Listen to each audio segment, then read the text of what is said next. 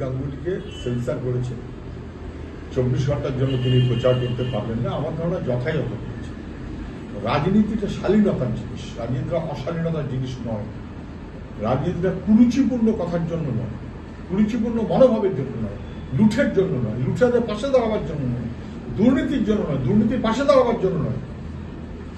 আমি আগেও বলেছি, আবার একই কথা বলছি, বিচারপতি অভিজিৎ গাঙ্গুলি তার প্রতি মানুষের একটা ভরসা ছিল, কিন্তু বিজেপির অভিজিৎ গাঙ্গুলি অপ্রাসঙ্গিক, তার সম্পর্কে মানুষের কোনো ধারণা থাকবার কথা নয়, ভালো কোনো ধারণা থাকার কথা নয়।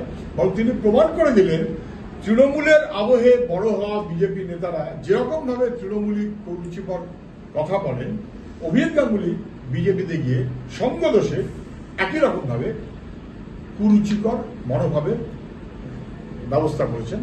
নির্বাচন কমিশন আমার ধারণা রাইটলি তাকে সেন্সার করেছে, আরো বেশি করা উচিত ছিল।